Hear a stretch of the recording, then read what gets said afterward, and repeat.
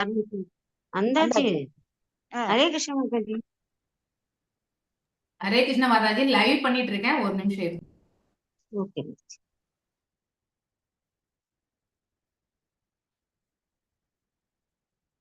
कितने का माता जी यस माता जी हरे कृष्ण எத்தனாவது சாப்டர் இன்னைக்கு இன்னைக்கு இவர அடுத்தது வருது என்ன சொல்றது ஜராச்சந்திரனோட முடிஞ்சிச்சுல்ல அதுக்கப்புறம் இன்னைக்கு லீலாமிர்தம் ஆமா இல்ல கிருஷ்ணரோட தான் கடைசியில இருந்து 28 சாப்டர் முடிச்சுட்டாங்க இல்ல அதுக்கு மேல முடிச்சாச்சு ஹரே கிருஷ்ணா மாதா ஜி இன்னைக்கு லீலாமிர்தம் நம்ம படிக்கிறது ஹரே கிருஷ்ணா லீலாமிர்தம் இவங்க இது கிருஷ்ணா புக்குங்கிறாங்க மாதா ஜி ஓ பக்தி லீலாமிர்தம் ஓகே ஓகே வெள்ளிக்கிழமை நினைச்சு கிருஷ்ண புஸ்தகம் தான் நினைச்சு हरे कृष्ण माता जी प्रणाम माता जी हरे कृष्णा माता जी प्रणाम हरे कृष्णा माता जी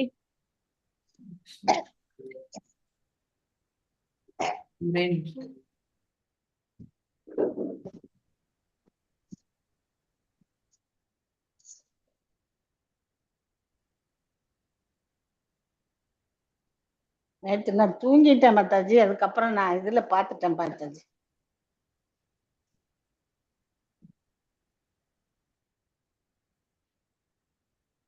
தூங்கிட்டு வெளியில போயிட்டேன் வாக்கிங்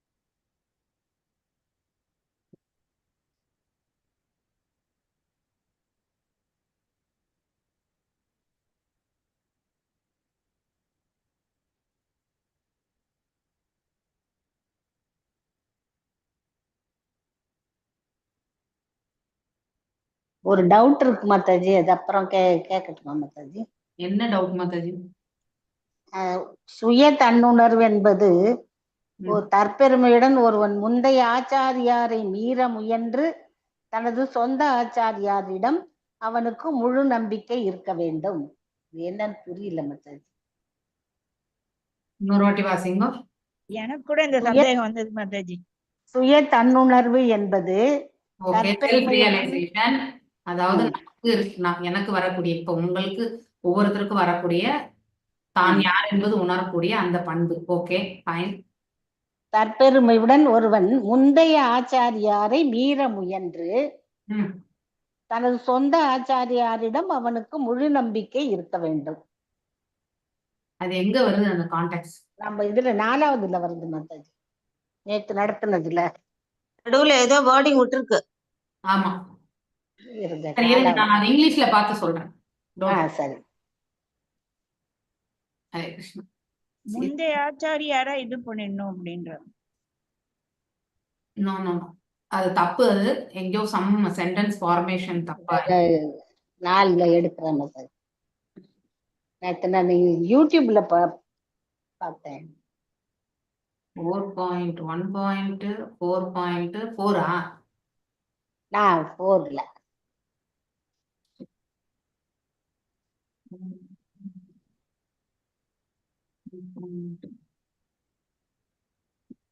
எந்த இடத்துல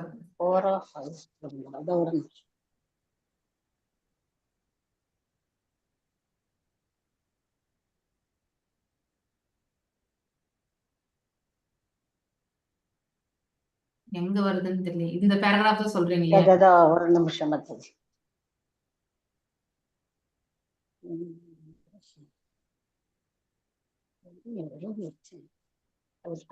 அதுக்குள்ள கண்டுபிடிங்க ஓம் நமோ பகவதே வாசுதேவாய ओम नमो भगवते वासुदेवाय। ओम नमो भगवते वासुदेवाय।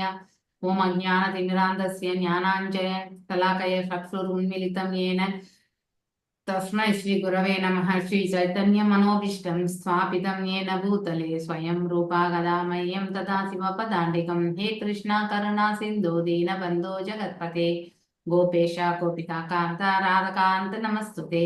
तप्त काञ्चन गौराङ्गी राधे वृन्दावनेश्वरी ऋषभानुसुते देवी प्रणमामि हरिप्रिये। वाञ्छकल्पतरुभ्यश्च कृपा सिन्धुभ्येव च पतितानां पावनेभ्यो वैष्णवेभ्यो नमो नमः। जय नमो विष्णुपादाय कृष्णप्रेष्ठाय भूतले श्रीमती भक्तिवेदान्त स्वामिनिधि नामिने। नमस्ते सारस्वते देवे गौरवाणी प्रचारिणे निर्विशेष शून्यवादे पाश्चात्य देशधारिणे। जय श्री कृष्ण चैतन्य प्रभु नित्यानंद श्री अद्वैत गदाधर श्रीवासादि गौर भक्त वृंदा। हरे कृष्णा कृष्णा कृष्णा हरे हरे हरे राम राम राम हरे हरे। ஹரே கிருஷ்ணா. கண்டுபிடிச்சிட்டேன் மாதாஜி. அத்தியாயம் 4ல முதல் பதத்திலே தன்னுணர்வு, சுய தன்னுணர்வு என்பது இருங்க இருங்க இருங்க. முதல் இதுலயே பாருங்க மாதாஜி. இந்த 4th ஸ்லோகத்திலயா? இல்ல நான் ஃபர்ஸ்ட் ஸ்லோகத்திலே வருது மாதாஜி. ஃபர்ஸ்ட்லயே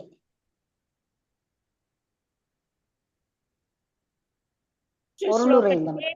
அந்த பெரிய பேரா இருக்குல்ல மாதாஜி ஒண்ணு. பொருளுரை இல்ல, முன்னாடியே 10 லைன் கீழே மாதாஜி. ஒரு 2-3 The meeting of a learned அங்கதான் Mataji. where there are congratulations or addresses for the speaker, the qualification of congratulator should be as follows. நீங்க சொல்றது அது வரலையே.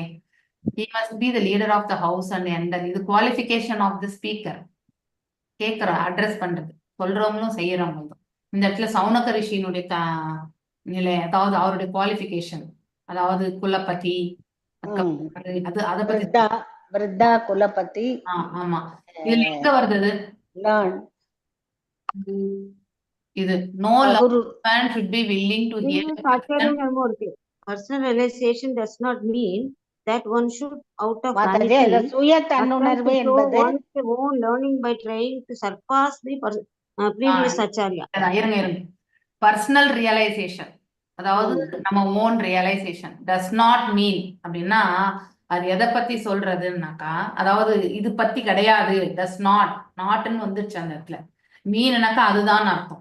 ஓகே, so that அதாவது இது கிடையாது அப்படிங்கறது வந்து சொல்றாங்க. one should not out of vanity. vanityனாக்கா இது என்ன சொல்லுவாங்க, தற்பெருமை, ஒரு மாதிரி டம்பம் பண்ணிக்கிறது. Okay, one should out of vanity, டம்பமோட, அதான் அந்த இடத்துல அகங்காரம்னு சொல்லியிருக்காங்க இல்லையா. ஒருத்தர் வந்து அகங்கார தன்மையோட வந்து attempt to show one's own learning இல்லையா, அதாவது அவனுடைய own learning by trying to surpass the previous acharya. அதாவது அவனுடைய செயல்பாடுகள் எப்படிப்பட்ட இருக்கும்னாக்கா, அவன் அடுத்தவங்க முன்னாடி அவன் செய்து காட்டக்கூடிய செயல்கள் எல்லாமே வந்து முந்தைய ஆச்சாரியாவே தாண்டி செல்வதாக அவன் வந்து காட்டிக்கொள்வான் இல்லையா. அப்படிப்பட்டது வந்து தன்னுணர்வு கிடையாதுன்னு அர்த்தம். அவ வந்து தான் உணர்ந்ததை வந்து பெரிய பெருமையா சொல்லிக்கிறான். அதாவது வெளிப்புற தோற்றத்துல அவன் காட்டுறது எல்லாமே தன்னுணர்வு மாதிரி நம்ம, ஆனா உண்மையிலேயே அது தன்னுணர்வு கிடையாது. It is a ஷோபாஜி. ஓகே, ஷோகேஷிங், அது அவ்வளவுதான். முந்தைய ஆச்சாரியார் சொந்த ஆச்சாரியரிடம் அவனுக்கு முழு நம்பிக்கை இருக்க வேண்டும் அப்படின்னு என்ன? He must have a full confidence in the previous acharya, and at the same time he must realize the subject matter so nicely that he can present the matter for a particular subject. அதாவது இந்த இடத்துல வந்து சொந்த ஆச்சாரியான்ட்டு எதுவுமே இல்லையே, அது ஏதோ தப்பா இருக்கு அந்த இடத்துல. Here nothing is being told. His own குருன்ட்டு எதுவுமே இந்த இடத்துல சொல்லல. எல்லா ஆச்சாரியார்கிட்டையும் நம்ம நம்பிக்கையோட தானே மாதாஜி இருக்கணும். ஏன்னா நம்ம குரு வந்து அவருடைய குருவை வந்து ஒரே நிமிஷம்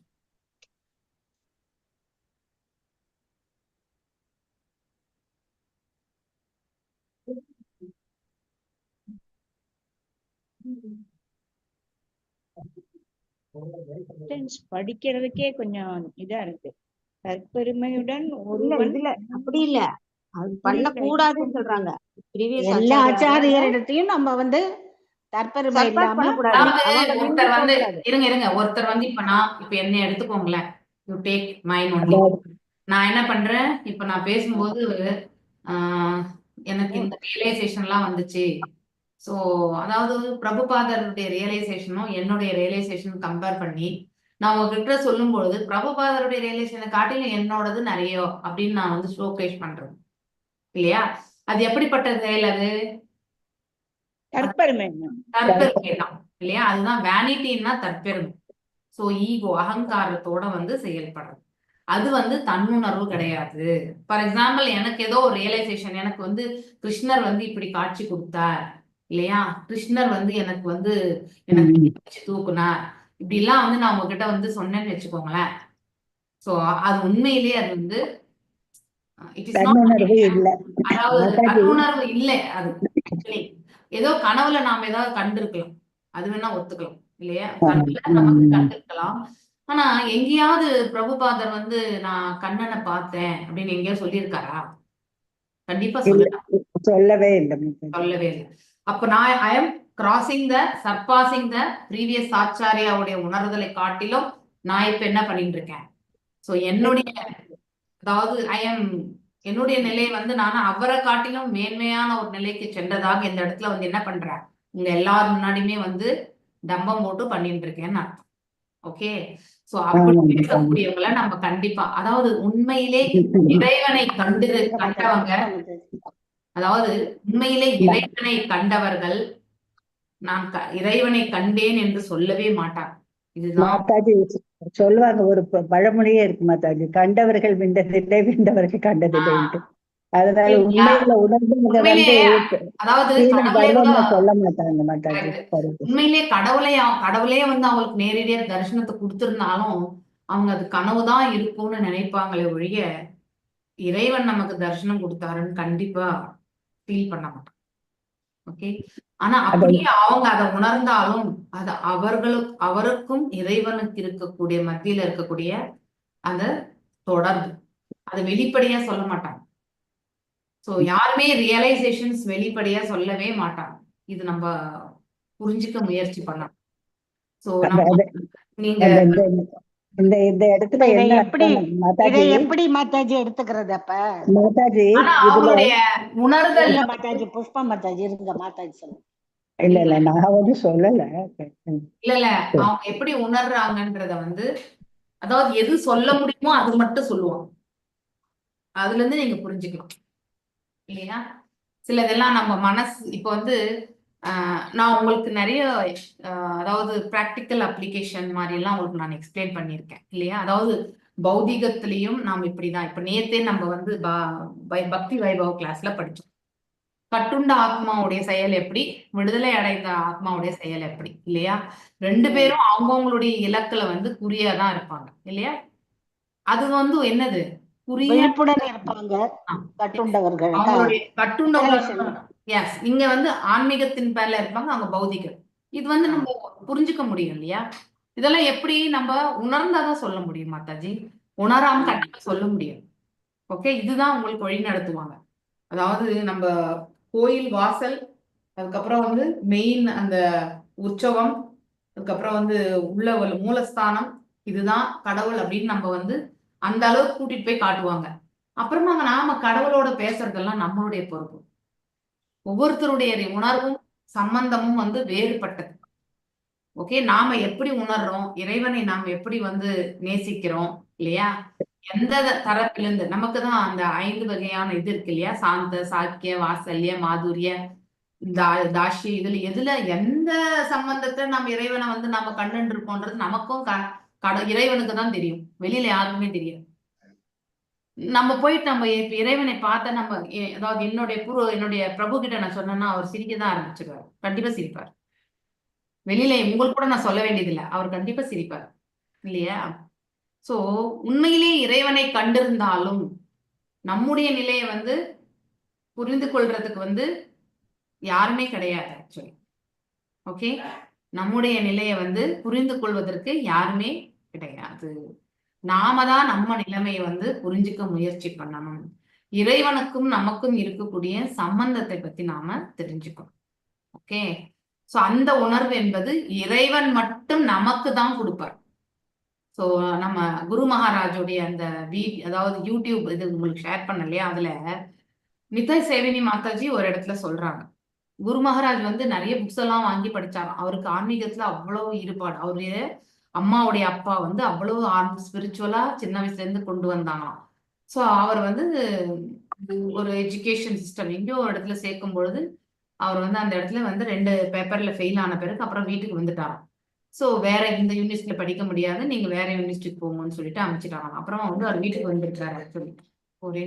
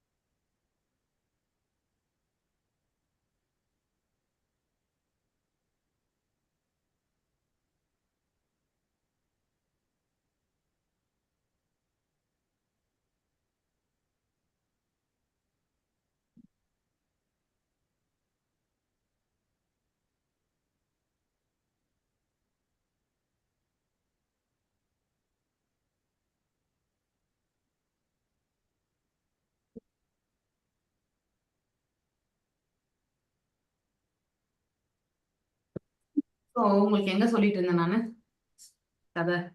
முந்தைய ஆச்சாரியார் அது இல்ல, நான் ஸ்டோரி கட்டுண்ட ஆத்மாக்கும் குருஜி குரு மகாராஜ் வந்து வந்த பிறகு ஒரு புக்கா வாங்கி படிச்சப்போ அந்த புக்கினுடைய ஆர்த்தர் வீடு வரைக்குமே தேடி போயிருக்காரு. அவர் ரொம்ப அதாவது ஒரு விஷயத்த வந்து தெரிஞ்சுக்கணும்னா அவ்வளவு ஆர்வமா அவர் கடைசி வரைக்கும் அதை டெப்த் அனலைஸ் பண்ணி அவருக்கு யோகா இதெல்லாம் கத்துக்கணும்னு ஆசை. இதுக்காக இந்தியா போனோம்லாம் நினைச்சிட்டு இருந்தார். அவர் வந்து இந்தியா வரணும்ட்டு. ஸோ அப்போ ஒரு சில ஆத்தர்ஸ் எல்லாம் வந்து அப்போ ஒரு மிலிட்ரி மேனா ஒரு அதே நேவி பர்சனும் இல்லை, அவர் யோகா முறைகளை பத்தி ரொம்ப அழகா எழுதியிருந்தாராம். அதுக்கப்புறம் வந்து அவருடைய வீட்டுக்கு போகும்பொழுது அந்த ஆள் வந்து பெண்களோட வந்து குளிச்சுட்டு இருக்கிறத பார்த்து அவர் வந்து ஓடி வந்துட்டாராம் நம்ம குரு மகாராஜ். சோ அதாவது அவர் சொல்றது ஒண்ணு, இந்த இடத்துல செய்யறது ஒண்ணு. தட் அது இடிக்குது அவருக்கு. அதனால அவர் வெஜிடேரியன். நம்ம குரு மகாராஜ் வந்து சின்ன வயசுல இருந்து வெஜிடேரியன் அவர் வந்து. சோ அவருக்கு வந்து யோகாக்கள் கத்துக்கணும், கிரியாக்கள் கத்துக்கணும், எல்லாமே பிரகாசம். சோ ஃபர்ஸ்ட் நம்ம பிரபுபாதரை பார்க்கும்பொழுது அப்படியே ஃபுல் அந்த அவுரா வந்து அவருக்கு நல்லாவே தெரிஞ்சுதான். அதுக்கப்புறம் குரு மகாராஜுடைய அவர் போய் சொன்னாரா, எனக்கு எல்லாருமே வந்து பார்க்கும்பொழுது அவங்க எல்லாருமே கலர் கலரா தெரியுறாங்க அப்படின்னு சொன்னாராம் குரு மகாராஜ் ஆக்சுவலி. ஓகே, ஸோ இந்த யோக பயிற்சிகளுடைய இதெல்லாமே கத்துன்னு இருந்த போல இருக்கு. நீ போய் இதை சாண்டிங் பண்ணி இனிமே அந்த கலர் எல்லாம் வராதுன்னு சொல்லிட்டாராம் பிரபுபாதர். சோ அப்போ அவரும் வந்து ஆனா ஒண்ணு, நம்ம அவங்க நேற்று எடுத்த அந்த கிளாஸ் 1.5 hour கிளாஸ் கேட்டப்போ ஒரு இடத்துல கூட அவர் வந்து குரு மகாராஜ் சொன்னதுக்கு இது எதுக்கு ஏன்ன்றது கேட்கவே இல்லை. ஓகே ஓகே பிரபுபாத் அப்படி அவ்வளவுதான், அப்படியே போயிட்டார். அந்த இடத்துல என்ன இருந்தது ஆக்சுவலி, அதாவது நம்ம குரு மகாராஜுடைய சமர்ப்பணம் இருந்தது இல்லையா. நாமும் நம்ம குரு மகாராஜ் கிட்ட அப்படி ஒரு சமர்ப்பணத்தை நாம வைக்கணும். அதுதான் ரொம்ப முக்கியம் இல்லையா. ஸோ அவருடைய ரொம்ப அந்த 1.5 hour அந்த ஜர்னி வந்து ரொம்ப அற்புதமா இருந்தது. நீங்க எல்லாரும் கேட்கணும், உங்களுக்கு நான் ஷேர் பண்ணியிருந்தேன், பாரு கேளுங்கோ. சிம்பிள் இங்கிலீஷ்ல தான் அந்த மாதாஜி ரொம்ப அழகா எடுத்துரைக்கிறாங்க. It's very nice. ஸோ அந்த மாதிரி நம்ம ஒரு ஆச்சாரியா ஒருத்தருடைய இதை வந்து நம்ம உணர்தல் வந்து ஓரளவு எதெல்லாம் வெளிப்படுத்த முடியுமோ அது வரைக்கும் தான் வெளிப்படுத்துவாங்க. அப்ப நாம அதை வந்து வேலிடேஷன் பண்ணிக்கணும். அடுத்த லெவல் வந்து உள்ளுக்குள்ளது சைத்த குருவா நமக்கு வந்து வழி நடத்துவாங்க. ஏன்னா ஒவ்வொருத்தருடைய தலைவிதியும் வேறு, மார்க்கமும் வேறு இல்லையா, கர்ம பலன்களும் வேறு இல்லையா, உணர்தலும் வேறு. இப்ப பத்மா மாதாஜியுடைய உணர்தலும் பிரேமா மாதாஜியுடைய ஈவன் தான் அவங்க 2 பேர் சிஸ்டர்ஸ் இருந்தாலும் 2 பேருமே டிஃப்ரெண்ட் டைப் தான். இருவருமே வேறுபட்டவர்கள் தான். இருவருமே அவருடைய செயல்கள்ல வேறுபட்டவர்கள் தான். ஒருத்தர் போல ஒருத்தர் கிடையாது அவங்க 2 பேருமே. நான் இந்த 4 இயர்ஸ்ல பார்த்திருக்கேன். ஓகே, சோ அதனால தட் இஸ் ஏன்னா ஈவன் நம்ம வீட்டுல கூட இப்போ நான் இங்க அவங்க 2 பேர் சிஸ்டர்ஸ்ன்றதுனால உங்களுக்கு நான் சொல்லிட்டு இருக்கேன். Otherwise every one is unique. ஒவ்வொருத்தருமே வந்து தனித்துவம் பெற்றவர்கள் தான். ஒருத்தரை பாரு ஒருத்தர் கிடையாது. இப்ப என்ன மாதிரி என்னோட தங்கச்சி இருக்க மாட்டான், என்ன மாதிரி என் அண்ணனும் கிடையாது. ஸோ என்னுடைய 2 பிள்ளைகளுமே வந்து வெவ்வேறு விதமான குணாதிசயங்களை கொண்டவர்கள். ஸோ அது மாதிரி யாருமே ஒருத்தர் போல கிடையாது. ஏன்னா ஒவ்வொருத்தருடைய முந்தைய கர்ம பலனும் இந்த குடும்பத்துக்கு சம்பந்தப்பட்ட கர்ம பலன் காமனா அதெல்லாம் இருக்குமே ஒழிய தனித்துவம் பெற்ற கர்ம பலன் அந்தந்த ஜீவன்களுக்கு கண்டிப்பா உண்டு இல்லையா. அது அதனால் அதுல இருந்துதான் உற்பத்தி ஆகுது அது எல்லாமே. அப்படி இருக்கும் பொழுது உணர்தலும் வந்து வேறுபடும் இல்லையா. அவங்க சுபாவம் நடத்தை எல்லாம் அதை கொண்டுதான் இருக்கும் இல்லையா, அந்த குணாதிசயத்தோடு. அப்படி இருக்கும் பொழுது இப்ப நான் ரஜோ குணத்துல இருக்கேன், பிரேமா மாதாஜி சத்துவ குணத்துல இருக்காங்கன்னா அவங்க உணர்ற விதமே வேறு. இப்ப என்னை யாரோ ஒருத்தர் வந்து கிரிட்டிசைஸ் பண்ணிடுறாங்க, ஓகே, என்ன இவங்க என்னதான் மேனேஜ் பண்றாங்க ஒண்ணுமே தெரியல இவங்களுக்கு அப்படின்னு யாரோ ஒருத்தர் வந்து கிரிட்டிசைஸ் பண்ணும்போது எனக்கு என்ன வரும், நான் ரஜோ குணத்துல இருக்கேன், நான் எப்படி என்ன நீ சொல்லலாம் அப்படின்னு நான் வரிஞ்சு கட்டி நான் வந்து சண்டை போடுவேன். பிரேமா மாதாஜி என்ன சொல்லுவாங்க, போனா போது விடுங்க மாதாஜி, இக்னோர் பண்ணிடுங்க, அதுதான் வந்து குணம் இல்லையா. போனா போது நீங்க அப்படி கிடையாது இல்லையா, அப்படி இருக்கும்போது நீங்க ஏன் வருத்தப்படுறீங்க, விட்டுடுங்க அப்படின்னு சொல்லிட்டு பிரேமா மாதாஜி ரொம்ப சுலபமா அந்த சூழ்நிலையை வந்து கையாளுவாங்க. சோ ஆனா நான் ஏன் அப்படி அப்படிங்கிற வரிஞ்சு கட்டி நிற்பேன் நான் இல்லையா.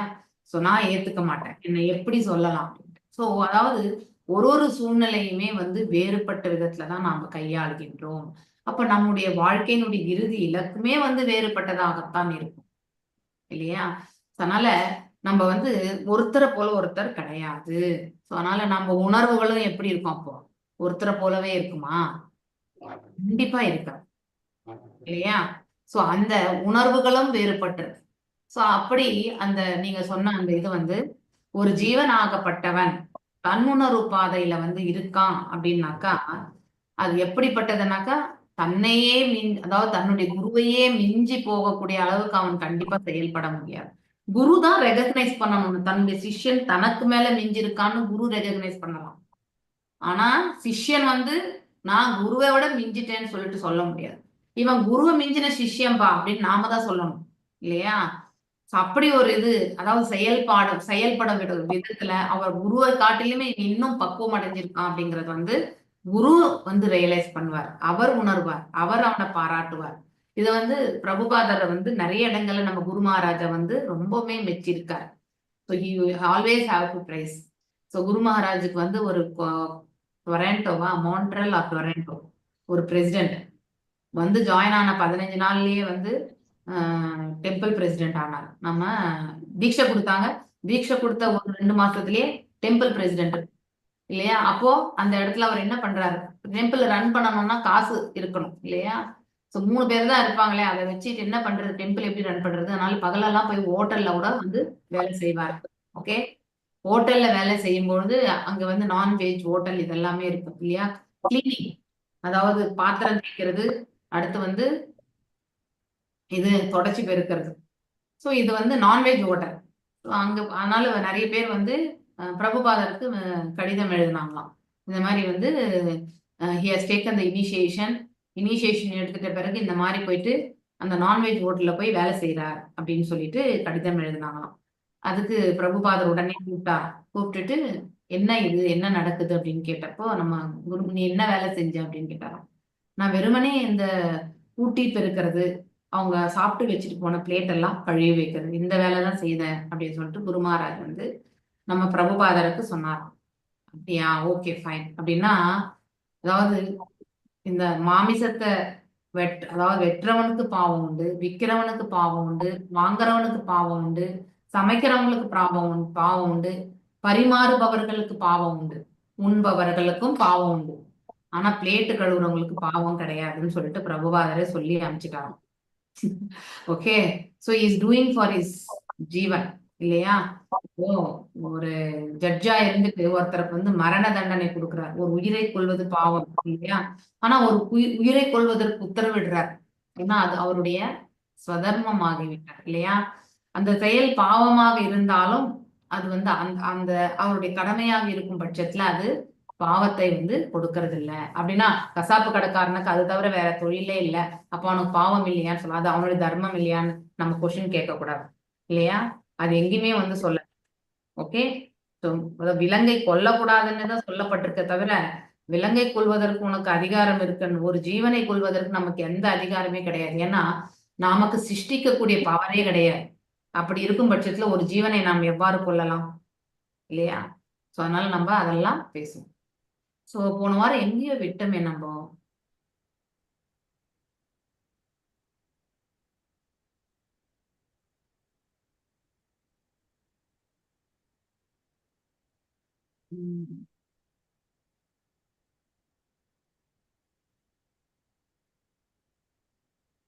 எந்த இடத்துல விட்டோம் நம்ம? கலாவதி மாதாஜி இல்லையா? நான் வரலையே மாதாஜி போன வாரம். விவிலிய இலக்கியம் முடிச்சோம். ஐ திங்க் செப்டம்பர் 22 இதெல்லாம் படிச்சு முடிச்சாங்க, ஞாபகம் இருக்கு எனக்கு. பிரபுபாதர் இங்க இருந்து எடுத்துக்கலாம், சும்மா வேஸ்ட் பண்ற வீழ்ச்சி. பிரபுபாதர் ஏன் அமெரிக்கா வந்தார் என்று குறித்து படிச்சோம். ஆனா இருந்தாலே இங்க இருந்து அவர் சொந்த கருத்து இருக்கு.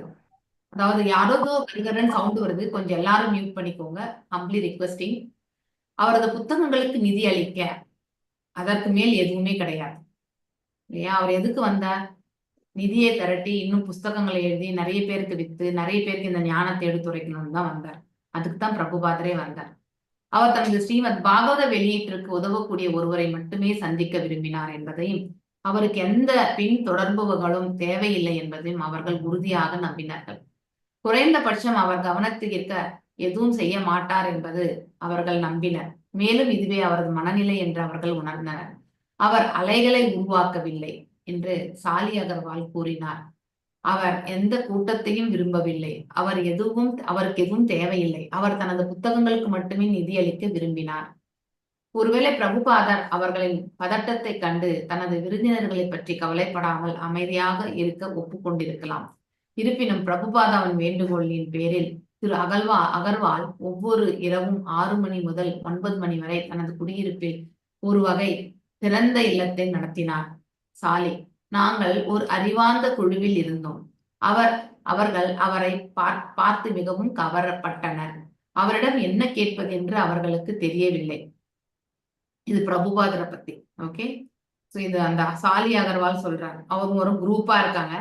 சோ பிரபுபாதரால ஈர்க்கப்பட்டிருக்காங்க. ஆனா அவரை பார்த்து என்ன கேட்குதுன்னு தெரியல. அவர்களுக்கு போதுமான அளவு தெரியாது. அப்படின்னா ஞானம் என்ன கொஸ்டின் கேட்கணும்னு தெரியாது. அவர் ஒரு புத்தகத்திலிருந்து வந்த கனவு போன்றது. இது ஒரு புத்தகத்திலிருந்து வந்த கனவு போன்றது. இந்த இந்த நினைவு, இந்த மாதிரி அவருடைய இந்த சம்பாஷணை வந்து ஒரு கனவு போல இருக்குன்றது சொல்றார். பென்சில்வேனியாவில் பட்லரில் உள்ள ஒருவரின் வாழ்க்கை அறையில் ஒரு சுவாமியை யார் சந்திப்பார்கள் என்று எதிர்பார்க்க முடியும்? அது மிகவும் பிரம்மாண்டமாக இருந்தது. நடுத்தர வர்க்க அமெரிக்காவின் நடுவில் என் பெற்றோர் அவரை பார்க்க, அதாவது இந்த சாலி அகர்வாலுடைய பெற்றோர்கள் தான் வந்து அவரை அழைக்கிறாங்க. அவங்க வீட்டுக்கு தான் போறார், பென்சில்வேனியா பட்லர் என்ற இடத்துல. என் பெற்றோர் அவரை பார்க்க ஏன்னா அவங்க வைஷ்ணவாஸ் 2 பேருமே, பார்க்க வெகு தூரத்திலிருந்து வந்தார்கள்.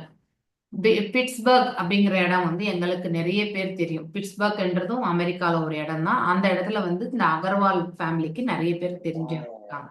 அவங்க எல்லாரும் வந்தாங்கன்ட்டு இந்த இடத்துல சொல்லப்பட்டிருக்கு.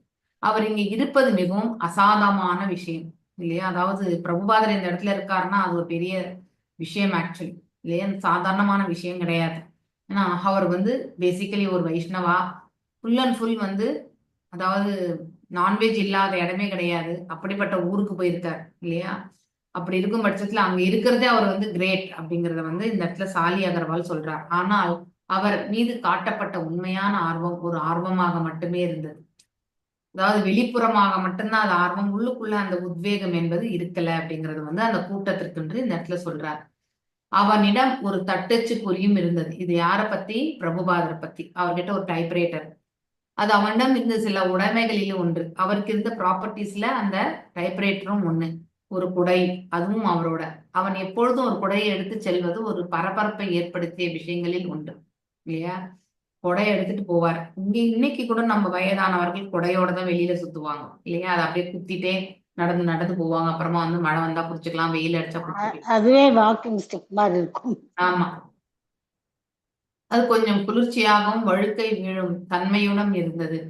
சோ அதனால் அவன் எப்பொழுதும் யாரையோ தனக்காக செய்த இந்த தொப்பியை, நீச்சல் தொப்பியை போல அணிந்திருந்தான். அப்படின்னா அந்த போட் மாதிரி இருக்கும் போல இருக்கு, அதை போட்டிருந்தார் போல இருக்கு. அது ஒரு வகையான உணர்வு. சோ அவருக்கு அவருடைய தோற்றம் வந்து அவருக்கு ஒரு ஃபீலிங்கை கொடுக்குது. அவன் மிகவும் புத்திசாலியாக இருந்ததால், அப்படின்னா பிரபுபாதர் ரொம்ப இன்டெலிஜென்டா இருந்ததால், ஒருவர் 2 முறை பார்த்தாலும் அவர்கள் யார் என்று அவனுக்கு தெரியும். அவனுக்கு ஞாபகம் வந்தது. சோ அவன் ஒரு புத்திசாலி மனிதர், அல்லது அவன் அவர்களை எங்கள் குடியிருப்பில் சந்தித்து காரில் பார்த்ததாலும் அவன் அவர்களின் பெயரை நினைவில் வைத்திருப்பான். அவன் கை அசைத்து அவர்களின் பெயரை சொல்வான். அவன் ஒரு புத்திசாலி அப்படின்னா அவருடைய மெமரியை வந்து இந்த இடத்துல நம்ம பாக்குறோம் இல்லையா? 2 முறை பார்த்தாலே அவங்க யாருன்றத வந்து கரெக்டா ஞாபகம் வச்சுட்டு பிரபுபாதர் பேசுவார். அததான் அந்த இடத்துல அதாவது சாலி அகர்வால் சொல்றார். எல்லா மக்களும் அவனை பிரித்திருந்தது, எல்லா மக்களுக்குமே. ஸோ இது வந்து அந்த ஈர்ப்பு சக்தி கண்டிப்பா வரும். ஒரு இடத்துல ஆன்மீகம் குடிக்கொண்டால் அவரை பார்த்து ஈர்க்கப்படுபவர்கள் நிறைய பேர். அவன் எவ்வளவு புத்திசாலி என்று அவர்கள் ஆச்சரியப்பட்டார்கள். அப்படின்னா அவர்கிட்ட பேச பேச அவர் கொடுக்கக்கூடிய பதிலை கொண்டு அவர்கள் ஆச்சரியம் அடைகிறார்கள். அவற்றை பெற்ற விஷயம் என்னவென்றால் அவன் அவர்களின் பெயரை நினைவில் வைத்திருந்த விதம்தான். எனக்கு குவைட் ஆப்போசிட் இல்லையா? நான் பெயரை தான் மறந்தே போயிடுவேன், ஞாபகமே வச்சுக்க மாட்டேன். சோ ஸ்ரீல பிரபுபாதருடைய இது வெரி ஹையஸ்ட் ஆக்சுவலி, ஞாபக சக்தி இல்லையா? அவனுடைய நகைச்சுவையான விதம் அவனுடையது அப்படின்னா ரொம்ப ஹியூமரஸா பேசுவார் போல இருக்கு, காமெடியா பேசுவார். அவன் எப்பொழுதும் மிகவும் தீவிரமாக தெரிந்தான். காமெடியா பேசினாலும் உள்ளுக்குள்ள அந்த சீரியஸ்னஸ் இருந்தது. ஆனால் அவன் மிகவும் நகைச்சுவையான நபர். அவன் தோற்றத்தில் தடையாக இருந்தான், ஆனால் அவன் மிகவும் வசீகரமானவன். சோ அதாவது பாக்குறதுக்கு வந்து ரொம்ப அழகா இருந்ததாக சொல்லப்படுறது, ஈர்க்கப்படுவது இல்லையா? என் வாழ்க்கையில் நான் சந்தித்த மிக எளிதான விருந்தினராக அவன் இருந்தார்.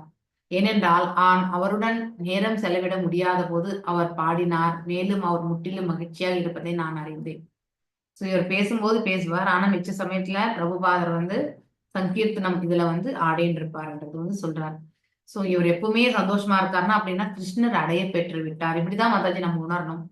பிரபுபாதர் எப்பொழுதுமே முற்றிலும் மகிழ்ச்சியாக இருப்பதை நான் அறிந்தேன் அப்படின்னா அந்த மாதிரி உண்மையை கண்ட நபர்களுடைய செயல்களிலிருந்து நாம எது உண்மையோ அதை புரிஞ்சுக்க முடியும்.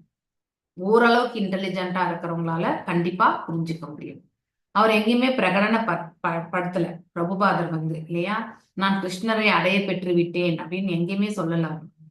ஆனா அவர் ஆனந்தத்தில வந்து கூத்தாடுறதை வந்து அது உண்மையான ஒரு சூழ்நிலையாக வந்து உணரும் பொழுது சாலி அகர்வால் சொல்றார் இல்லையா? முற்றிலும் மகிழ்ச்சியாக இருக்கும். யார் ஒருத்தர் தெய்வீக நிலையில இருக்காரோ அவங்களுக்கு கண்டிப்பா இந்த நிலை பெற்ற ஆனந்தம் என்பது இருக்கும். நான் அவருடன் பேச முடியாத போது அவர் பாடினார், எளிமையாக இருந்தார். ஏனென்றால் இது எப்பொழுதும் சலிப்படையவில்லை என்பது எனக்கு தெரியும். சோ எதை பண்ணும் அவர் வருத்தப்படுறதும் கிடையாது, சலிக்காம அயராமல் வந்து அவர் செயல்பட்டுட்டே இருந்தார்.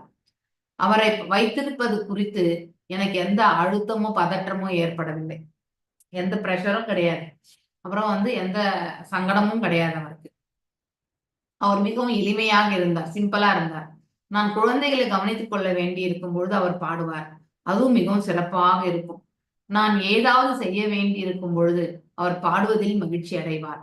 அவர் ஒரு நல்ல விருந்தினராக இருந்தார். See the good qualities of a நம்ம வீட்டுக்கு கூட யாராவது விருந்தினர் வந்தா எப்படி இருக்கணும் அப்படிங்கறது, நாம ஒரு வீட்டுக்கு விருந்தினராக சென்றால் நாம எப்படி பழகணும்ன்றதுக்கு எல்லாமே பிரபுபாதருடைய வாழ்க்கையே ஒரு வரலாறு இல்லையா? மக்கள் வரும் பொழுது அவர்கள் எப்பொழுதும் சிகரெட் புகைத்துக் கொண்டிருந்தார்கள். ஆனால் அவர் கவனிக்காதே, அதை பற்றி எதுவும் யோசிக்காதே என்று சொல்வார். ரொம்ப அழகான வார்த்தைகள் இது. சோ இது சரவால் நமக்கு இப்படி மண்டையில அடிச்சு கெட்டதை பத்தி நம்ம பேசிட்டே இருந்தா அது மட்டும்தான் மனசுல தங்கும் இல்லையா? ஆனா சில சமயங்கள்ல நாம ஒரு ஒரு சூழ்நிலையில வந்து சங்கடத்தை அனுபவிக்கும் போது அவ்வளவு சீக்கிரமா அதை விட்டு நம்மளால வெளியில வர முடியாது. மேபி ஆஃப்டர் 1 நாள் 2 நாள் கழிச்சு அதுல இருந்து நம்ம வெளியே வந்துடலாம். ஆனா இப்போ ஒரு நிகழ்ச்சி நம்ம பார்த்ததுனால ஷாக்கு. இப்போ வந்து ஒரு ஒரு வீட்டுல ஒரு பையன் வந்து ரொம்ப நல்ல பையனா இருப்பான், பவ்யமா இருப்பான். ஆனா வெளியில போகும்போது அவன் வந்து யாருக்கிட்டயும் சேர்ந்து சிகரெட் அடிச்சிட்டு இருக்கிறதோ ஏதோ ஒண்ணு அடிச்சிட்டு இருக்கிறதோ நம்ம குடிக்கிறதோ பார்த்துட்டோம்னு வச்சுக்கோ, நமக்கு எப்படி இருக்கும்? ஷாக் அடிக்கும் இல்லையா? சோ அத வந்து அந்த ஷாக்ல இருந்து நம்ம வெளியில வர்றது அவ்வளவு சுலபமே கிடையாது. சோ அதை பத்தி எல்லாம் யாராவது பேசும்பொழுது என்ன ஆகும்னாக்கா, அதை பத்தி கவனிக்காத, அதை பத்தி அப்படின்னு அதை பார்க்காதே. இந்த கண் புலன் வந்து என்ன பண்ணும்? இட் வில் கெட் அட்ராக்டட் இல்லையா? அதனால கவனிக்காதே, அதை பற்றி இந்த வாயாலோட பேசக்கூடாது. சோ இதுல இருந்து நமக்கு என்ன தெரியுது? So we have to filter certain things. நாம ஆனா சர்வசாதாரணமா பேசிட்டு தான் இருக்கோம் இல்லையா? ஒருத்தருடைய பாசிட்டிவ் பத்தி பேசுறதை விட நெகட்டிவ் தான் நம்ம நிறைய பேசுறோம் இல்லையா? அதை பற்றி எதுவுமே யோசிக்க, ஏன்னா மனசு நம்முடைய சங்கடத்தை வந்து அவ்வாறு பேச வைக்கிறது. நாம ஒருத்தரால பாதிக்கப்படும் பொழுது அவரை பத்தி நாம கண்டிப்பா பேசதான் செய்யறோம் இல்லையா? அதுவும் அவங்க மேல கோபமோ இல்ல கூட, சில பேர் கோபம் வரலாம், சில பேர் கோபமே இல்ல, ஆனா இப்படி செய்வதால் என்ன பாதிப்பு வருதே என்று நினைக்கிறோம் பாருங்க, அதை விட நாம விட்டுறணும். சோ அத வந்து மறக்கணும் நம்ம பேசிக்கலி. அதுதான் மெயின். ரொம்ப அழகா அறிவுரை சொல்லியிருக்காரு நம்ம ஸ்ரீல பிரபுபாதருடைய பத்தி. அவர் சொன்னார், ஏனென்றால் நாங்கள் வித்தியாசமாக இருக்கின்றோம் என்பது அவருக்கு தெரியும். ஆனால் அவருக்கு முன்னால் புகை பிடிக்கவில்லை. கோபாலின் தந்தையின் முன்னால் நான் புகை பிடிக்க கூடாது என்று எனக்கு தெரியும். ஆனால் அதனால் அவரை அப்படியே கருதினேன். அவர் யாருக்கும் எந்த பிரச்சனையும் ஏற்படுத்தவில்லை. திஸ் இஸ் ஒன் திங் இல்லையா? யாராலும் தொந்தரவு செய்யப்படாமல் இருப்பதும் யாருக்கும் நாம் தொந்தரவு தராமல் இருக்கிறதும் one of the divine qualities இல்லையா? அடுத்தவர்கள் நமக்கு கொடுக்கக்கூடியது தொல்லையாக இருந்தாலும் அதை தொல்லையாக கருதாமல் இருக்கணும். அப்படிப்பட்ட ஒரு மனப்பக்குவத்துக்கு போகணும். ஒரு மாலை வேளையில் ஒரு விருந்தினர் பிரபுபாதாவிடம் இயேசு கிறிஸ்துவை பற்றி நீங்கள் என்ன நினைக்கிறீங்கன்னு ஒரு கொஸ்டின் கேட்டார். அதுக்கு பிரபுபாதர் அவர் கடவுளின் மகன் என்று பதில், is a son of God. நம்ம கூட அவர் father is in heaven, holy be our name, இது மாதிரிலாம் சொல்லுவாங்க இல்லையா? சோ அந்த மாதிரி நம்ம, அதாவது இயேசு கிறிஸ்து வந்து சன் ஆஃப் த காட்ன்னு தான் சொல்லுவாங்க, அவர் கடவுள்னு சொன்னது கிடையாது. சோ பின்னர் அவர் விருந்தினர் கடவுளின் மகனும் கூட என்று கூறினார். சுவாமி இயேசு கிறிஸ்துவை கடவுளின் மகனாக ஏற்றுக்கொண்டதை கேட்ட அனைவரும் ஆர்வமாக இருந்தனர். எப்படி இவ்வளவு சுலபமா சொல்றார் அப்படின்னா, பகவான் நம்ம பரத கண்டத்துல மட்டும்தான் இப்படி தோன்றினாரா, அவதரித்தாரா? வேறு கண்டத்துல வேறு விதமா அவர் வந்து வந்திருக்க மாட்டாரா இல்லையா? சோ அப்படிங்கறத வந்து நாம் கோபால் சொல்றார், நீங்கள் உங்கள் வாழ்க்கை முறையை மாற்ற வேண்டும் என்பது அவருக்கு நோக்கம் அல்ல. அவர் யாரிடமும் சைவ உணவு உண்பவராகவோ அல்லது வேறு எதையோ ஆக வேண்டுமோ என்று சொல்லவில்லை. நீங்கள் என்னவாக இருக்கிறீர்களோ அதை பின்பற்றுங்கள், ஆனால் சிறப்பாக இருங்கள் என்று மட்டுமே அவர் விரும்பினார். நாம் பல விஷயங்களை விட்டுவிட வேண்டும் என்று அவர் வற்புறுத்தவில்லை. ரொம்ப அழகா சொல்லியிருக்கார் இல்லையா? ஆனா நாம் இப்ப சொல்லணும் வீட்டுல, ஆனா இல்லையா விடணும்ன்றத வந்து நம்ம சொல்லணும். ஆனா பிரபுபாதர் வந்து கண்டிப்பா சொல்லுவார். ஆனா ஜென்ரலா எல்லாருக்குமே அவர் வந்து சொல்லக்கூடியது என்னன்னா, ஒவ்வொருத்தருக்கும் ஒவ்வொரு நிலையில இருக்கும் பொழுது இன்ஸ்ட்ரக்ஷன்ஸ் வரும் இல்லையா? ஒருத்தருக்கு ஸ்ட்ராங் இன்ஸ்ட்ரக்ஷன் வரும், ஒருத்தருக்கு வந்து அதுவே தானா அவர் ஒரு நாள் விடுவார் என்ற நம்பிக்கை வரும்பொழுது அது அவருக்கு தெரிய வரும். அவர் ஒரு ஆன்மீகத்துல வந்து நிலை பெற்றவர். ஒவ்வொரு ஜீவனுடைய செயல்பாடுகள் எப்படிப்பட்டதுன்றதை அவரால் புரிந்து கொள்ள முடியும். அதனால அவர் யாரையுமே வந்து ஃபோர்ஸ் பண்ணல இந்த இடத்துல இல்லையா?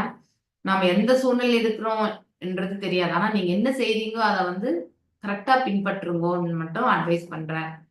சில பிரபுபாதா ஒரு ஒழுங்குபடுத்தப்பட்ட தினசரி அட்டவணையை பின்பற்றினார். அப்படின்னா ஒரு கேலண்டர் பார்த்தீங்கன்னாக்கா ஷெட்யூல் வச்சிருக்காரு. அவர் வந்து ஒவ்வொரு காலையுமே அவர் YMCA இலிருந்து ஸ்டெர்லிங் அபார்ட்மெண்ட்டுக்கு 6 அல்லது 7 தொகுதிகள் நடந்து சென்று 7 மணி அளவில் அங்கு செல்வார். அவர் முதலில் நியூயார்க்கில் தரையிறங்கிய போது அவர் தனது சாமான்களில் ஒரு பெரிய மூட்டை உலர்ந்த தானியங்கள் வைத்திருந்தார். இது ரோல்டு ஓட்ஸ் போன்றது. அதாவது ரோல்டு ஓட்ஸ், ரோஸ்ட் ஓட்ஸ் அப்படின்னா ஃப்ரை பண்ண ஓட்ஸ் மாதிரி இருந்ததுதான். இந்த சப்ளை பல வாரங்களுக்கு போதுமானதாக இருந்தது. அவர் மேலும் காலை உணவின் போது அவர் பாலுடன் சிறிது சாப்பிடுவார். 7:45 மணிக்கு கோபால் வேலைக்கு செல்வார். 9:30 அணிவில் பிரபுபாத சமையல் அறையில் தனது மதிய உணவை தயாரிக்க தொடங்குவார். அவர் தனது கேஃப்டிகளில் ஒரு உருட்டி ஊசி கூட இல்லாமல் அவர் 2 மணி நேரம் தனியாக வேலை செய்தார். கேஃபெட்டேரியா, அவர் தனது கேஃபெட்டேரியாவில் ஒரு உருட்டு ஊசி கூட இல்லாமல் 2 மணி நேரம் தனியாக வேலை செய்வார். அதே நேரத்தில் திருமதி அகர்வால் வீட்டு வேலைகளை செய்து தனது குழந்தைகளை கவனித்துக் கொண்டார். 11:30 மணிக்கு அவர் பிரசாதம் சாப்பிட்டார். ஸோ அது ஒரு ஒன் டைம் ஃபுட் மாதிரி இருக்கு இல்லையா? சாலி சொல்றார், அகர்வால் என்ன சொல்றார், அவர் சமைக்கும் பொழுது ஒரே ஒரு பர்னரை தான் பயன்படுத்தினார். அப்படின்னா எந்த அளவுக்கு சிக்கனமா இருந்திருக்காருன்னு பாருங்க. கீழ்மட்ட பாத்திரம் நீராவியாக உருவாக்கியது, அதாவது கீழே தண்ணி கொதிக்கும். அவர் கீழே பருப்பை வைத்திருந்தார். அதன் மேல் மற்ற பல காய்கறிகளை சமைக்க நீராவி உருவாகியது. எனவே ஒரு வாரமாக அவர் இந்த பெரிய பெரிய மதிய உணவை சமைத்து வந்தார். அது 11:30 மணிக்கு தயாராக இருந்தது. கோபால் எப்பொழுதும் மதிய உணவு 12 மணிக்கு வீட்டுக்கு வருவார். நான் கோபாலுக்கு ஒரு சாண்ட்விச் பரிமாறுவேன். பின்னர் அவர் வேலைக்கு செல்வார். ஆனால் சுவாமி சமைக்கும் உணவை நாங்கள் விரும்புவோம் என்பதை உணர எனக்கு அதிக நேரம் எடுக்கவில்லை. எனவே அவர் எங்கள் அனைவருக்கும் இந்த மதிய உணவை சமைக்க தொடங்கினார். நாங்கள் அதை மிகவும் ரசித்தோம். ஸோ அப்படின்னா அவங்களுடைய ரெகுலர் ஃபுட்டு இவ்வாறுதான் அவங்க செஞ்சுட்டு இருந்தாங்க. ஆனா இப்ப அந்த சாலி அகர்வால் என்ன சொல்றாரு, மதிய உணவு அவர் சமைக்கிறது ரொம்ப நல்லா இருக்கும், அதை நாங்க ரொம்ப விரும்பினோன்ட்டு இந்த இடத்துல சொல்றார். அமெரிக்காவை பற்றி எங்களுக்கு தெரிந்ததை அவருக்கு காண்பிப்பதே எங்கள் வேடிக்கையாக இருந்தது. ஸோ அவர் ஒரு இடத்துமா அவங்க சுட்டி காட்டுறாங்க. அவர் இது போன்ற விஷயங்கள் ஒருபோதும் பார்த்தது கிடையாது. ஏன்னா அவ்வளவு advanced. I think one of the லெக்சர்ஸ்ல பிரேமா மாதாஜி கூட சொன்னாங்க, இப்ப நாம இருக்கக்கூடிய சூழ்நிலையை விட 100 மடங்கு வைபவங்களாக இருக்கின்றதாம் எங்க, அதாவது அமெரிக்கா. அட்வான்ஸ்டா இருக்காங்க எல்லாமே இல்லையா? சோ அவர் வெண்டைக்காய் அல்லது உறைந்த பீன்ஸ் பொட்டலத்தை திறப்பதை விரும்பினார். அவற்றை சுத்தம் செய்து வெட்டி எல்லாவற்றையும் செய்ய வேண்டியதில்லை. அவர் ஒவ்வொரு நாளும் ஃப்ரீசரை திறந்து தனது பொருட்களை தேர்ந்தெடுத்தார். அவரை பார்ப்பது வேடிக்கையாக இருந்தது. நான் வேக்யூம் கிளீனரை கொண்டு துடைக்கும் போது அவர் சோஃபாவில் அமர்ந்தார். அவருக்கு அதில் மிகவும் ஆர்வம் இருந்தது. நாங்கள் அதை பற்றி நீண்ட நேரம் பேசினோம். அது அவர் மிகவும் சுவாரஸ்யமானவர். இதெல்லாமே அவர்கள் அகர்வால் வீட்டுல தங்கி இருக்கும்போது அந்த குடும்பத்தினார் அவரை பற்றி உணர்ந்தது, அவருடைய செயல்பாடுகள் இதெல்லாமே ரொம்ப அற்புதமா இந்த இடத்துல சொல்லப்பட்டிருக்கு. அதனால் ஒவ்வொரு நாளும் அவர் பெரிய விருந்தை கொண்டாடுவார். சோ எல்லாமே மிகவும் வேடிக்கையாக இருந்தது. அதாவது ஒரு தெய்வீகமான நபர் செய்யக்கூடிய செயல்கள் எப்பொழுதுமே உன்னத தன்மையை கொடுக்கும் இல்லையா? அது மாதிரி ஒவ்வொரு நாளும் உணவு அவர் படைக்கிறத அங்க இருந்தவங்களுக்கு ரொம்பவுமே, அதாவது விருந்து போல இருந்தது, மிகவும் வேடிக்கையாக இருந்ததுன்னு இந்த இடத்துல சொல்றாங்க. சோ அதை ரொம்ப ரசிச்சிருக்காங்க. நான் அவருக்கு பொருட்களை வெட்ட உதவுவேன். அவர் அதை மசாலா செய்வார். நாங்கள் சிரிப்போம். அவர் மிகவும் மகிழ்ச்சியான மனிதர். அப்படின்னா பிரபுபாதர் எந்த நிலையில இருக்கார்? பேரானந்த நிலையில இருக்கார். அதாவது வைகுண்ட பதவியில இருக்கார் என்ற அர்த்தம். இந்த பிரபஞ்சத்துல இருக்கும் பொழுதும் அந்த ஆத்மா விடுதலை அடைஞ்ச தன்மையில இருந்திருக்கு அப்படிங்கிறத நாம தெரிஞ்சுக்கணும். இவ்வளவு குறுகிய காலத்தில் நான் கூட அவருக்கு ஒரு மகள் போல உணர்ந்தேன். அவர் என் மாமனார் போல. அவர் என் மாமனாரின் நண்பர். ஆனால் நான் உண்மையில் அவருக்கு மிகவும் நெருக்கமாக உணர்ந்தேன். அவர் எல்லாவற்றையுமே ரசித்தார். எனக்கு அவரை பிடித்திருந்தது. அவர் மிக பெரியவர் என்று நான் நினைத்தேன். சோ அவருடைய செயல்கள் எல்லாம் பார்த்து இந்த அளவுக்கு ஒரு தெய்வீகமான நிலையை கண்டு ஒரு மகள் போல அவர் அவங்களுக்கு அந்த சாலி அகர்வால் அவருக்கு ஒரு மகள் போல செயல்பட்டார்கள் என்று ரொம்ப அழகா சொல்லியிருக்கார். மதிய உணவுக்கு பிறகு பிரபுபாத மதியம் 1 மணி அளவில் புறப்பட்டு YMCAக்கு நடந்து செல்வார். அங்கு அகர்வால்கள் 5 மணி வரை தனது எழுத்து பணியில் ஈடுபட்டிருப்பார் என்று நினைத்தார்கள். அவர்கள் சாப்பிட்ட பிறகு மாலை 6 மணி அளவில் அவர்கள் தங்கள் அபார்ட்மெண்ட்டுக்கு திரும்புவார்கள். சோ அவர்கள் இறைச்சி சாப்பிட்டார்கள். எனவே திருமதி அகர்வால் அவர்கள் வருவதற்கு முன் அதை சுத்தம் செய்வதில் கவனமாக இருந்தார். ஓர் இரவு அவர் சீக்கிரமாக வந்தபொழுது, சுவாமிஜி, நாங்கள் இறைச்சி சமைத்திருக்கிறோம். அந்த வாசனை உங்களுக்கு மிகவும் விரும்பத்தகாததாக இருக்கும் என்று கூறினார். ஆனால் அவர் அதை பற்றி யோசிக்காதே என்று சொன்னார். எந்த அளவுக்கு அவர் சங்கடத்துல இருந்திருப்பார் அப்படிங்கிறத நாம புரிஞ்சுக்கணும். ஆனா நம்ம இதை காப்பி பண்ணக்கூடாது. ஓகே, ஸோ பிரபுபாதரும் அந்த மாதிரி அட்ஜஸ்ட் பண்ணி இருந்தார்ல, நாமளும் அட்ஜஸ்ட் பண்ணி இருக்கலாம் அப்படின்னு சொல்லிட்டு நம்ம வீட்ல வந்து அதை என்கரேஜ் பண்ணக்கூடாது. அது அந்த ஒரு நிலை இல்லையா? நல்லது கெட்டதை நாம் எடுத்துரைக்க வேண்டியது நம்முடைய கடமை. ஆனா சில காலகட்டங்கள் வரை அதை வந்து பக்குவம் அடைகிற வரைக்கும் நாம பொருத்தமா, அதாவது பொறுமையா இருக்கணும். மாலையில் அவர் விருந்தினர்களோடு பேசுவார். விருந்தினர்கள் வழக்கமாக காஃபி மற்றும் பிற சிற்றுண்டிகளை எடுத்துக்கொள்வார்கள். ஆனால் அவர் 9 மணிக்கு ஒரு கிளாஸ் சூடான பால் கேட்பார். அவர் 9:30 அல்லது 10 மணி வரை பேசிக்கொண்டே இருப்பார். பின்னர் திரு அகர்வால் அவரை YMCA காரில் அழைத்து செல்வார். இது அவங்களுடைய டெய்லி ரொட்டீனா இருந்திருக்கு. பிரபுபாதர் தினமும் தனது துணிகளை தானே துவைத்துக் கொள்வார். அகர்வால்களின் குளியலில் தனது துணிகளை துவைத்து வெளியே உலர்த்த தொடங்குவார். சில சமயங்களில் அகர்வால்களுடன் சலவை கூட்டத்திற்கு சென்று அமெரிக்கர்கள் தங்கள் துணிகளை எவ்வாறு துவைத்து உலர்த்துகிறார் என்று பார்ப்பதில் ஆர்வமாக இருந்தார். ஏன்னா அவங்க ஒரு காமன் பிளேஸ்ல இருக்கும், அந்த இடத்துல போயிட்டு பண்ணிட்டு வருவாங்க இல்லையா? சாலிக்கு அவர் அமெரிக்கர்களின் வழிகள் மற்றும் மக்கள் மீது மிகவும் ஆர்வமாக இருப்பதை தோன்றியது இல்லையா? இங்க இருக்கக்கூடிய ஜனங்களை கரை சேர்க்கறதுக்கு தான் அவரை வந்தாரு. அதனால அவரை பார்க்கும்பொழுது அவ்வாறு உணர்ந்தது யாரு? சாலி அகர்வால். சோ எங்கள் பையன் ஃப்ரிட்ஜ் 6 அல்லது 7 மாதம் குழந்தையாக இருந்தபோது சுவாமி வந்தார். இந்தியர்கள் ஆண் குழந்தைகள் விரும்புகிறார்கள். ஃப்ரிட்ஜ் முதலில் நின்ற போது சுவாமிக்கு ஃப்ரிட்ஜ் பிடித்திருந்தது. ஃப்ரிட்ஜ் முதலில் நின்ற போது அவர் அங்கே இருந்தார். ஃப்ரிட்ஜ் முதல் முறையாக முயற்சி செய்து வெற்றி பெற்ற போது பிரிட்ஜ் சோ சுவாமி எழுந்து நின்று கைத்தட்டினார். அது ஒரு கொண்டாட்டம். மற்றொரு முறை எங்கள் குழந்தை சுவாமியின் காலணிகளில் பற்களை உதிர்த்தது. நான் நினைத்தேன், ஓ காலணிகள், இவை இந்தியா முழுவதும் இருந்தன. என் குழந்தை அவற்றை கடக்கிறது. ஒரு தாய் எப்படி உணர்வாள் என்பதை உங்களுக்கு கண்டிப்பா தெரியும் இல்லையா? அதாவது குழந்தையினுடைய மூமெண்ட் இது. அதாவது சாலி அகர்வாலுடைய குழந்தையை பற்றி சொல்லியிருக்காங்க இல்லையா? சோ அந்த குழந்தை நகரக்கூடிய அந்த தன்மை பற்றி ரொம்ப அழகா சொல்லப்பட்டிருக்கு. பிரிட்ஜ் முதல் முறையாக முயற்சி செய்து வெற்றி பெற்ற போது சுவாமி எழுந்து நின்று கைத்தட்டினார். பிரிட்ஜ் அப்படின்றது ஐ திங்க் இது என்னதுன்னு தெரியல. லீலாமிருதம் இல்லையா? தமிழ்ல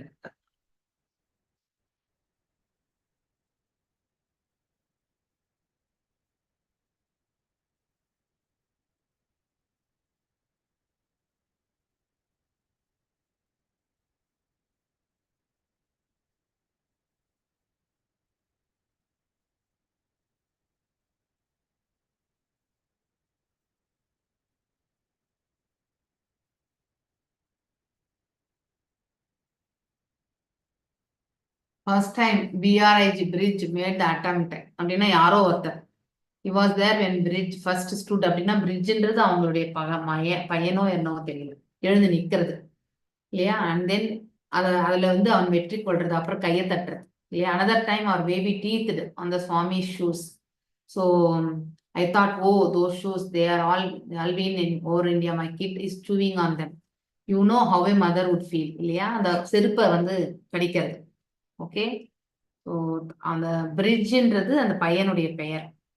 ஸோ கடிக்கிறதே என் தாய் எப்படி உணர்வார் உங்களுக்கு தெரியும். கிட்டத்தட்ட ஒவ்வொரு இரவும் அவர் பக்கத்து வீட்டுக்காரின் கொல்லைப்புறத்தில் உட்கார்ந்திருப்பார். யாரு? பிரபுபாதர்.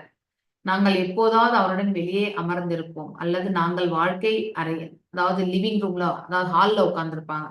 ஒரு முறை எங்கள் சிறுமி பமீலாவுக்கு 3 வயது தான். அப்படின்னா அந்த பேரண்ட்ஸ்க்கு வந்து ஒரு 3 வயது குழந்தை. நான் அவளை ஞாயிற்றுக்கிழமை பள்ளிக்கு அழைத்து செல்வேன். அவள் ஞாயிற்றுக்கிழமை பள்ளியில் இயேசுவை பற்றி அறிந்து கொண்டாள். பின்னர் சுவாமிஜியை அவரது அங்கிளுடன் பார்த்த போது, அங்கிள் மீன்ஸ் அங்கிள், அது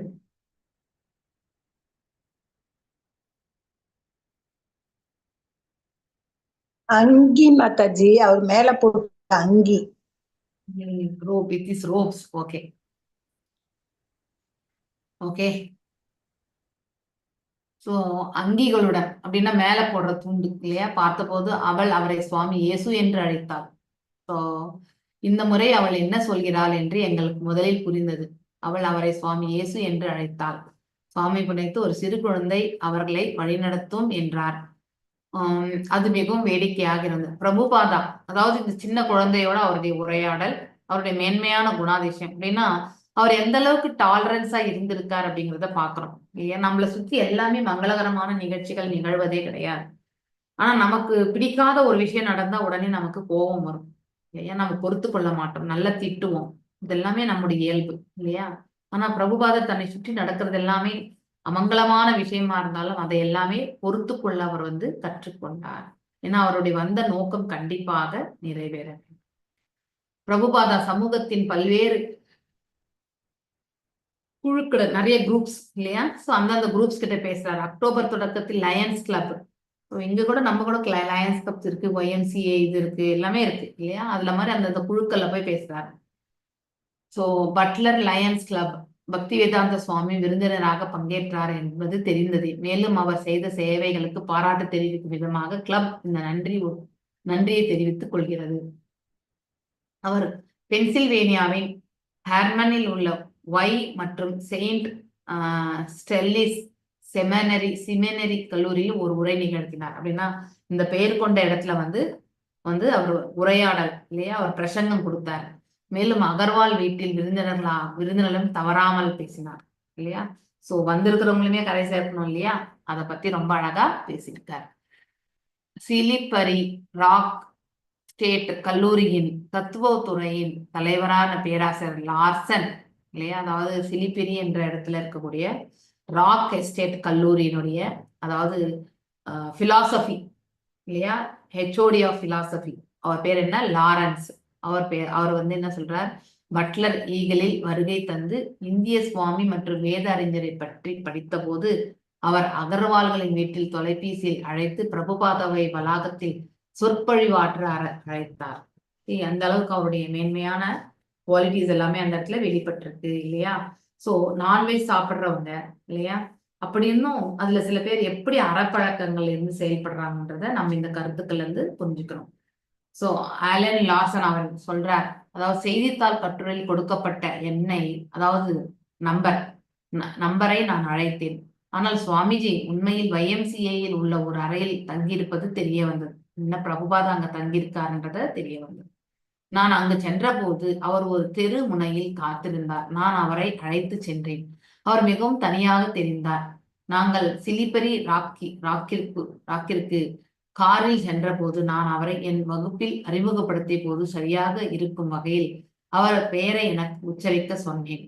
அவர் சுவாமிஜி பக்தி வேதாந்தா என்றார். அப்படின்னா அந்த இடத்துக்கு அழைச்சிட்டு போன பிறகு அவருடைய பெயர் தெரியாது, அறிமுகப்படுத்தணும், அதுக்காக இவருடைய பெயரை சொல்றபடி கேட்கிறார். அதுக்கப்புறம் அவங்களும் சொல்றாங்க என்னன்னு, சுவாமிஜி பக்தி வேதாந்த பிரபுபாதா இல்லையா. பின்னர் அதன் அர்த்தம் என்னவென்று என்னிடம் கூறினார். அதனுடைய பொருள் தான் என்னன்னு கேட்கிறார்.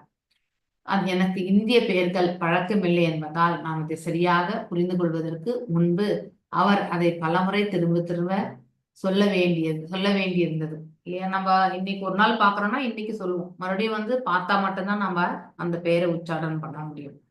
ஆனா பிரபுபாதர் அப்படி கிடையாது. அவருடைய சேவையை தொடர்ந்து ஆற்றிக் கொண்டிருக்கிறார்.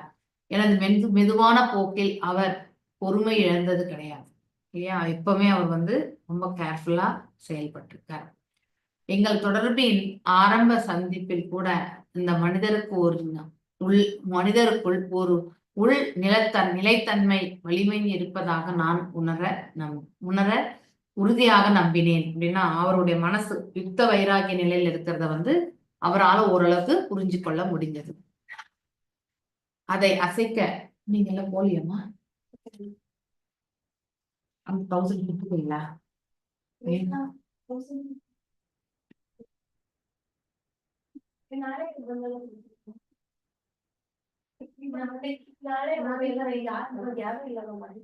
நாளை போகிறா.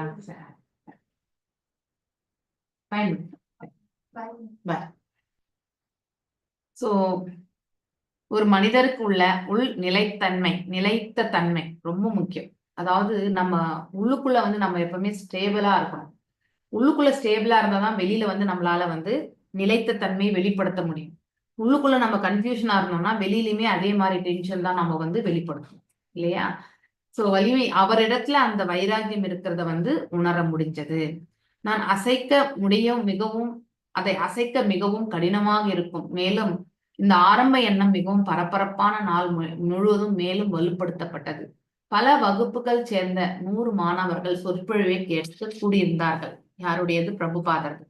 பிரபுபாதர் தனது இயல்பான முன்பின் தெரியாத பாணியில் இடைக்கழியில் இறங்கி 3 மரப்படிகள் ஏறி சாதாரண மேடையில் ஏறி அமர்ந்தார். இப்ப போய் அங்க பிரசங்கம் கொடுக்க போறார். அவர் நிமிர்ந்து அமர்ந்து கால்களை கட்டிக்கொண்டு கண்களை மூடிக்கொண்டு ஹரே கிருஷ்ணாவை மெதுவாக பாடத் தொடங்கினார்.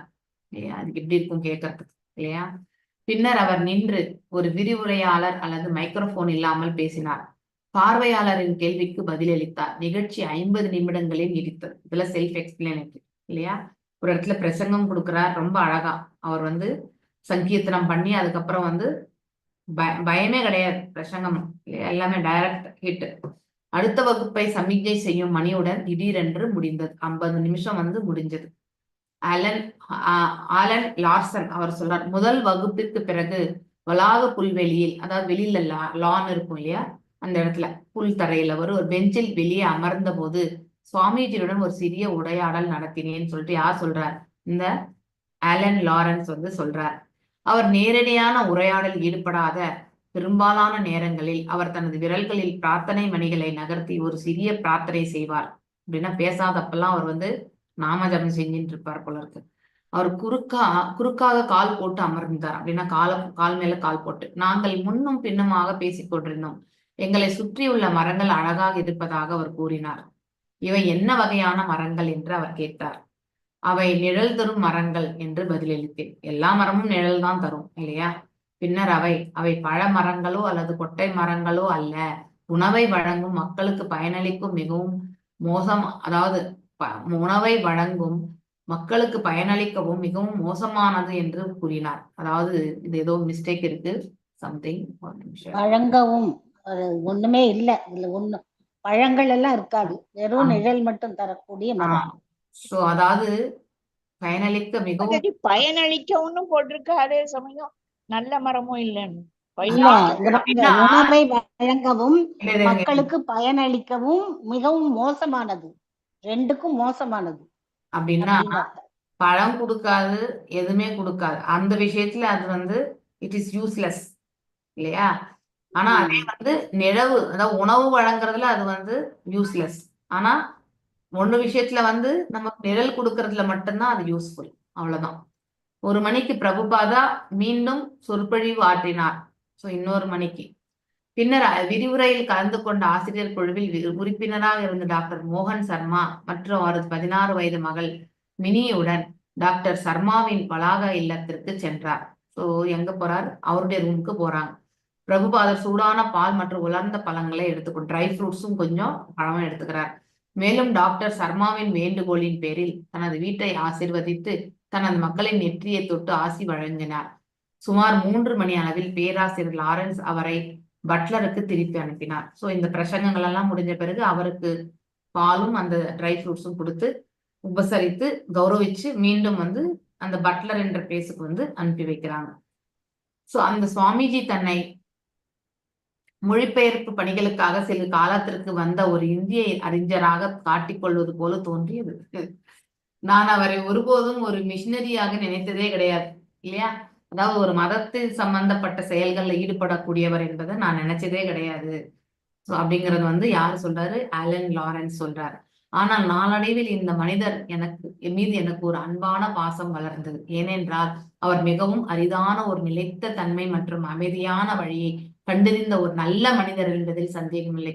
எவ்வளவு அழகா சொல்லியிருக்கான் இல்லையா? சோ பிரபுபாதருடைய குவாலிட்டிஸ் எப்பவுமே ஒருத்தருடைய சுபாவம் நடத்தை அவர்கள் செயல்படும் விதத்தை கொண்டு நாம புரிஞ்சுக்கலாம் இல்லையா? சோ ஒருத்தர் எவ்வளவு மேன்மை அடைந்தாலும் தன்னை மேன்மையாக காட்டிக் கொள்ளாமல் இல்லையா, பிறரையும் தன்னோட நாம எப்பவுமே அடுத்தவங்களோட போய் இணையணும்னு நினைக்கணுமே தவிர நம்மளோட 10 பேர் இணையணும்னு எதிர்பார்க்க கூடாது. அது தவறு இல்லையா?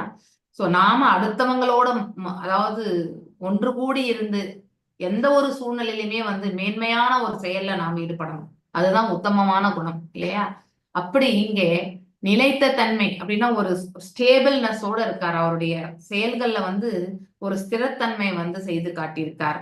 அமைதியானவர் அப்படின்னா அந்த பிரஜல்பாலாம் கிடையாது. நாமளாம் ஃபர்ஸ்ட் இந்த பிரஜல்பாவை கட் பண்ணி போடணும் நம்ம இல்லையா?